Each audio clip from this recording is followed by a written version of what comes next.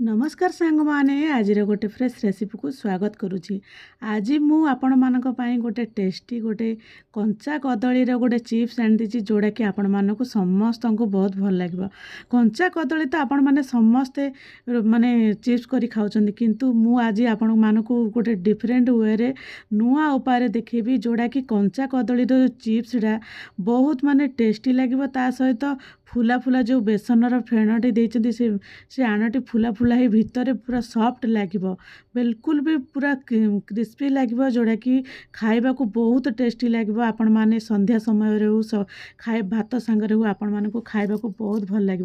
आपण माने समस्ते तो कंचा कदली खाइ, किंतु देखंतु ये कंचा कदली को तो भांगिला समय रे जो छणा जाइछि केते माने भितर केते जालीदार हेछि। ए भली भाबरे आजिर रेसिपी आपण माने भिडियोटा शेष पर्यंत देखंतु, ताहले जानि पारिबे कंचा कदलीर चिप्सटा केते टेस्टी हेछि और केते डेलीशियस लागुछि। नमस्कार, झिलिस किचन को स्वागत करुछि। सेतिपाई मु आज गोटे दुईटा कंचा कदली नहीं जाइछि, जोड़ा कि आपण माने कंचा कदलीर क्वांटिटी कम अधिका करी नहीं पारिबे।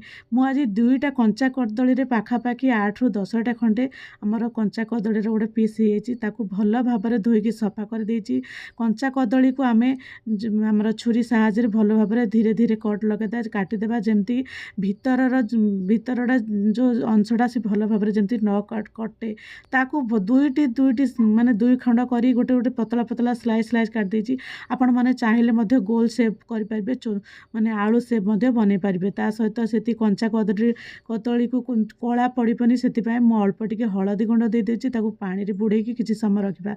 सेटा साइड करबा। वर्तमान जिबा आमे गोटे बेसनर बेटर बनैबा पय गोटे चामच आमर नै गली आमर बेसन, ता सहित अल्प टिके आमर नै गली जोड़ा कि बेकिंग माने जोड़ा कि जोड़ा अरुआ चाउलर गुंड, ता सहित अरुआ चाउलर गुंड दे पारिबे। आपण माने चाहिले मध्य एथिरे आरारोट पाउडर मध्य दे पारिबे, कारण आरारोट ता सहित अल्प टिके हळदी गुंड, अल्प टिके लुण, ता सहित अल्प टिके लंका गुंड, अल्प टिके आमर गरम मसला गुंड, ता सहित किछि धळा राशि, ता सहित आमर जोड़ा कि किछि धनिया पत्र ऐड करदेबा, ता सहित गरम मसला टिके आमर बेसिक मसला जेमती दिया होछि चिप्स रे से भली भाबरे बेसिक मसला दे भल भाबरे गोळाई देबा। अल्प टिके पानी दे तार गोटे घोळ प्रस्तुत करबा, जेमती घोळटा टिके मोटा होइथिबो, अल्प टिके मोटा रहिबो। बेसी मोटा करदेले आमे जो कदलीटा छाणीबा ताहले से खसी जीवो, से ताकू टिके क्रिस्पी करबा पई अल्प टिके खाइबा सोडा देबा,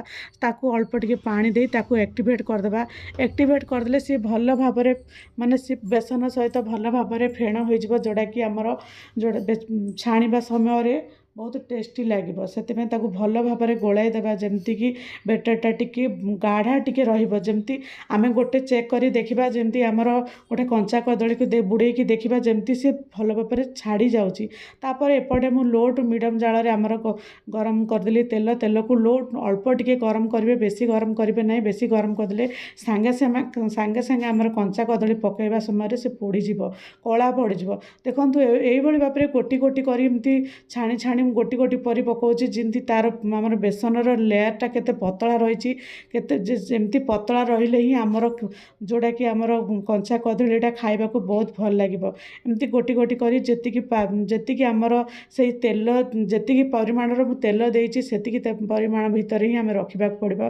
ताकू एमती जाल को अधिक हाई करबा नहीं, लो टू मीडियम जाल रे एटा रखिबा समय देखंतु धीरे धीरे बबल्स इंदी उठी जाउछि। बबल्स उठिला परे 10 ରୁ 15 मिनट रखीगला पर देखो गोटे पटे माने गोटे पट छाणी हो गला पर आउ गोटे पट एमती ओल्टे देबा, जेकोसी गोटे जोड़ा कि आम ये साहाଯ୍य भल भाव एपटे ओल्टे देखो मुझे ओल्टाऊँगी धीरे ता तल पटटा केते माने केते डेलीशियस देखा जाउची, केते यम्मी देखा जाउची। तापर धीरे धीरे एपट सेपट ओल्टे देबा, दी साइड जेमती कुरकुरा हो रहिबा से भली भाबरे करबा। अल्प समय भितर जदि काढ़ी देबा ताहले आमर ये जो कंचा कदलीटा जेहेतु आमको टिके सिझिबा को टाइम लागिबो, ताकू लो टू मीडियम जाल रे एमती देबा। देखंतु फाइनल लुक ଦେଖନ୍ତୁ କେତେ ବଢ଼ିଆ ମାନେ ଛାଣିଦେଲା ପରେ କେତେ ସୁନ୍ଦର ଦେଖାଯାଉଛି ଆଉ କେତେ ଡେଲିସିୟସ୍ ଲାଗୁଛି। ଯଦି ମାନେ କଞ୍ଚା କଦଳୀ ଲାଗିଯାଉଛି ଯଦି ଛଣା ସମୟରେ ଯେକୌଣସି ଗୋଟେ ଚଟୁ ସାହାଯ୍ୟରେ ଆମର ଟିକେ ଛାଡ଼ିଦେବା ଯେମିତି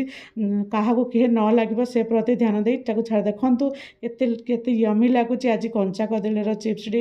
ଆଉ ତା ସହିତ ଆଶା କରୁଛି ଆଜିର ରେସିପି ଯଦି ଆପଣମାନଙ୍କୁ ନିଶ୍ଚିତ ଭାବରେ ଭଲ ଲାଗିଛି ତାହେଲେ ଗୋଟେ ଲାଇକ୍ କରିବେ ଆଉ ଚ୍ୟାନେଲରେ ନୂଆ ଥିଲେ ସବସ୍କ୍ରାଇବ୍ କରିବାକୁ ଭୁଲିବେ ନାହିଁ। ଆପଣମାନଙ୍କୁ ନୂଆ ରେସିପି ଦେବା ପାଇଁ ମୁଁ ସବୁବେଳେ ମାନେ ଚେଷ୍ଟା କରୁଛି। ଆଉ ଟ୍ରିପ୍ସ ଆଣ୍ଡ ଟ୍ରିକ୍ସ ସହିତ ଫଲୋ କଲେ ଆପଣମାନେ ବୁଝିପାରିବେ ଯେକୌଣସି ମାନେ ଆଇଟମ୍ କେତେ ଟେଷ୍ଟି ଲାଗିବ ଆଉ କେତେ ଡେଲିସିୟସ୍ ଲାଗିବ। ଆଉ ଦେଖନ୍ତୁ ମୁଁ ଫାଇନାଲ୍ ରେଡ଼ି କରିଦେଲି ଆମର ସର୍ଭିଂ ପ୍ଲେଟ୍ରେ ଯେମିତି ସଜେଇଥିଲି ଆଉ ଏମିତି ଦେଖିଲେ ଲାଗୁଛି ମାନେ ଏହା ସହିତ ଯଦି ଚାହା ଗରମ ଚାହା ସହିତ ଯଦି ଖାଇବା ବହୁତ ବଢ଼ିଆ ଲାଗିବ। ତା ସହିତ ଭାତ ମଧ୍ୟ ବହୁତ ବଢ଼ିଆ ଲାଗିବ। ରହୁଛି ସାଙ୍ଗମାନେ, ଜୟ ଜଗନ୍ନାଥ।